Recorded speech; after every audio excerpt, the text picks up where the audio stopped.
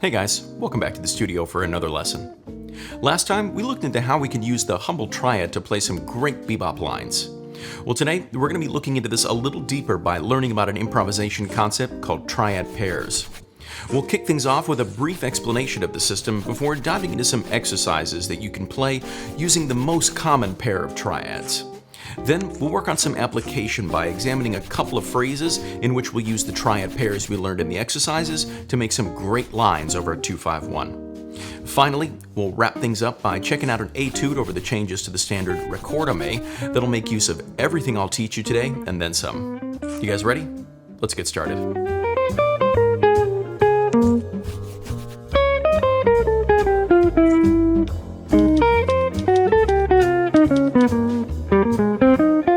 Put simply, when we use triad pairs to improvise, we're playing exactly what it says on the tin, a pair of triads.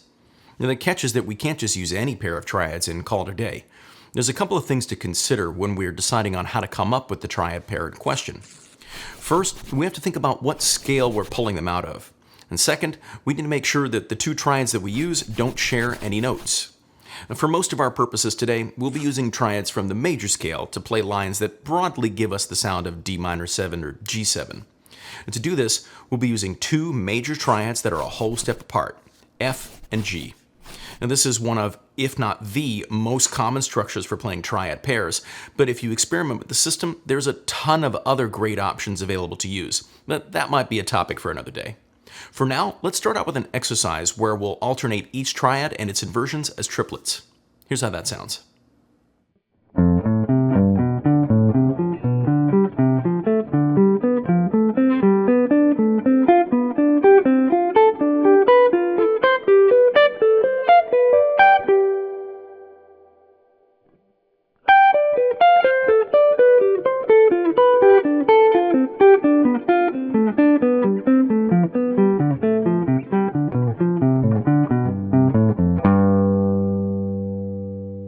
This is a great place to start, but there are a ton of other ways to organize the triads, even if we're strictly playing triplets. Here's an example of how I would take this exercise up the neck by going up one triad and then down the next.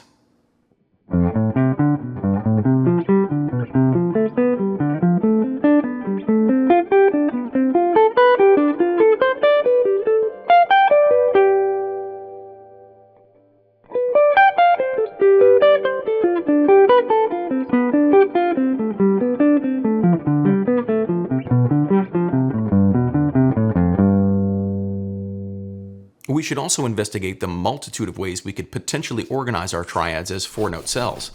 Check out this exercise to see one of my favorite ways to practice this type of thing.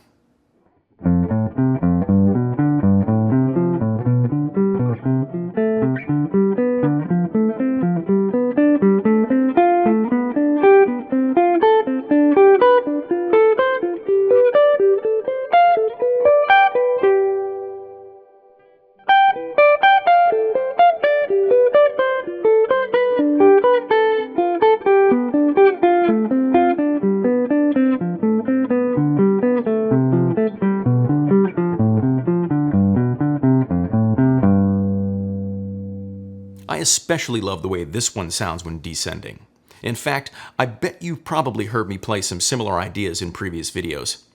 I find this one lays particularly well on the instrument too, and it's a really great shortcut to a more modern and angular sound in your lines. Before we move on to some application over 2-5, let's do one more exercise. In this one, we're going to link things together by going up the inversions of the F triad and then playing the inversion of the G triad that's closest to the last note we played from F. Here's how that works.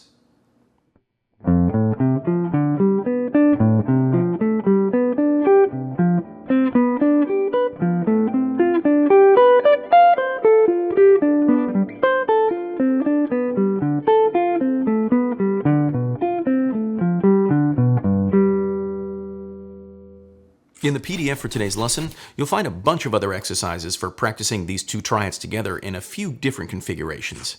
For now, I think we should move on ahead and see how we can apply this type of playing to a 2-5-1.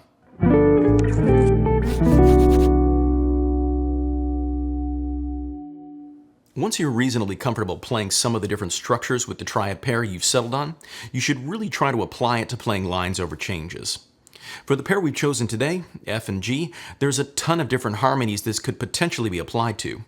If you're wondering how to determine what those harmonies are, the answer is to look at the notes in the triads as possible chord tones. In the case of F and G triads, we've got a perfect match for a 2-5 in the key of C. In this first example phrase, I'll use the triad pair over the 2 and the 5, and then use some more traditional bebop language to bring things home back over the 1 chord. Check out how that sounds now.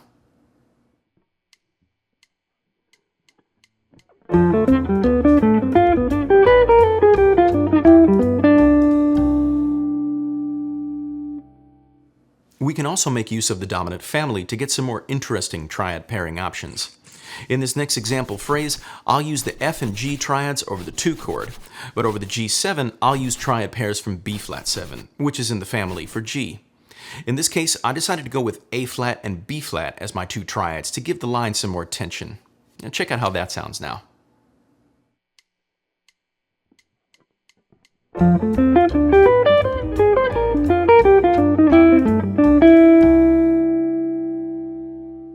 In the PDF for today's lesson, you'll find a bunch more example phrases to help you get started using triad pairs in your lines. Up next, we're going to implement this strategy over the changes to Recorda Me. Before we get to that, though, I need to give a quick shout out to TrueFire.com for supporting the channel. TrueFire is an online lesson library that's host to literally thousands of courses on a wide range of musical topics from some really amazing artists and educators, including yours truly. If you're interested in improving your comping, make sure to check out my course, Exploring Melodic Jazz Comping, available on TrueFire now. In this course, I'll demonstrate and break down 17 essential comping approaches using TrueFire's interactive learning tools. We'll work on crafting more sophisticated comping parts using drop-2 voicing, chord substitutions, approach chords, diminished concepts, and voice leading. We'll also dive into triadic approaches, partial chords, using scales as chords, and the art of borrowing notes and dominants. You'll learn how these melodic comping approaches can be artistically applied using backing tracks based on the changes to popular jazz standards like Autumn Leaves, There'll Never Be Another You, and All the Things You Are. The link to the course is in the description of this video. Now let's get back to the lesson and check out that etude I mentioned over the changes to Recorda Me.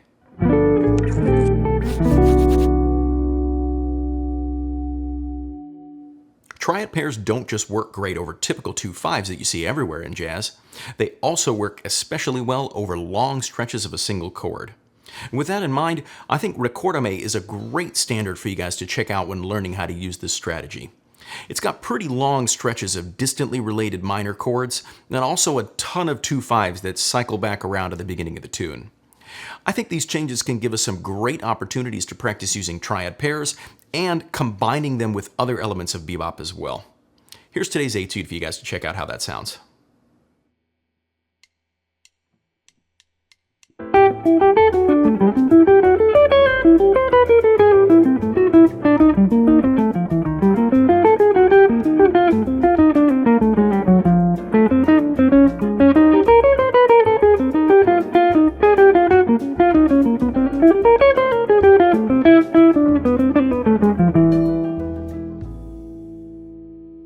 Thanks so much for sticking around all the way to the end of today's video.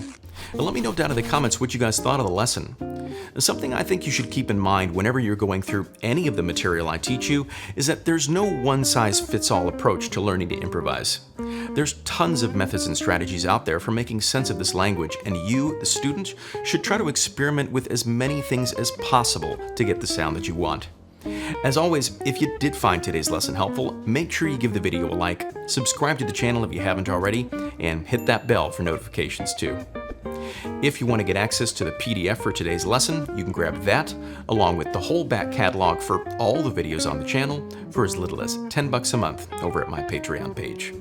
Or by just hitting the join button right here on YouTube.